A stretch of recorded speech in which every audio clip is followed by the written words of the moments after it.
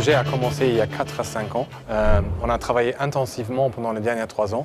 Ça nous a pris déjà 3 ans pour développer le process d'industrialiser le matériel carbone pour le monocelle de la voiture. Après, on a planifié jusqu'à 1000 voitures de la 12C en 2011.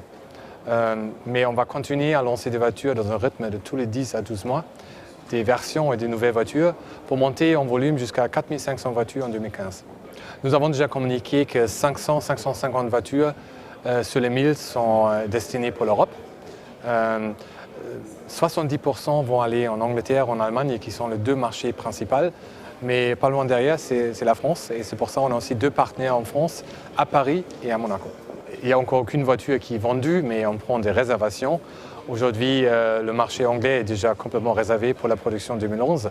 On commence à lancer la voiture ce jeudi à Paris et les premières réactions de clients sont très positives.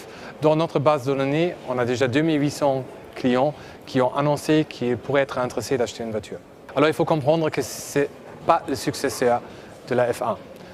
Une F1, ça se vend aujourd'hui 2 500 000 pounds, 3 millions de pounds, 3 millions d'euros. Ce n'est pas vraiment le même segment en termes de prix et performance.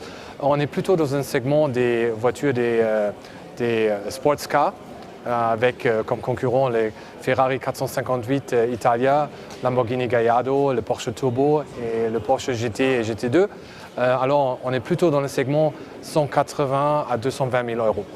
Dans ce segment, on va révolutionner la technologie avec une monocelle en carbone, la seule voiture dans ce segment avec un châssis en carbone, avec un moteur qui est développé spécialement par McLaren pour cette voiture, avec une performance de 600 chevaux et avec un poids sec de 1300 kg. Alors le ratio performance-poids, c'est de loin le meilleur du segment. On a déjà communiqué une vitesse maximale clairement au-dessus de 320 km/h et une accélération 0 à 200 en dessous de 10 secondes, qui est vraiment le territoire des supercars aujourd'hui. Alors notre monocelle en carbone, qui a un temps de production de 4 heures, qui révolutionne vraiment le matériel carbone dans l'automobile, pèse entre 75 et 80 kg. Ça représente un avantage en poids de à peu près 80 kg par rapport à un châssis en aluminium, qui est énorme.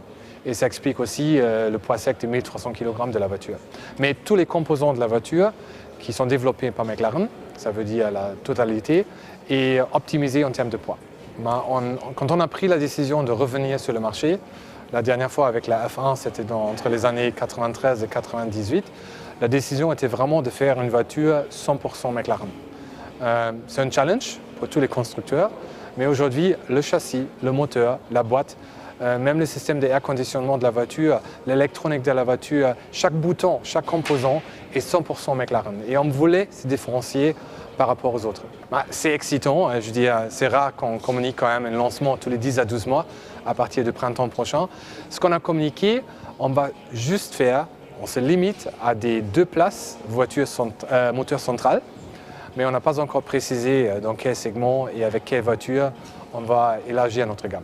Alors, de toute façon, aujourd'hui, ce qu'on communique, on se limite à rien. Si le positionnement de la marque pourrait se développer avec de nouvelles technologies, on va regarder ça de très proche et si ça nous aide, peut-être on verra ça dans le futur. Mais aujourd'hui, on ne communique pas si on va se lancer ou pas, on verra ça dans les années à venir.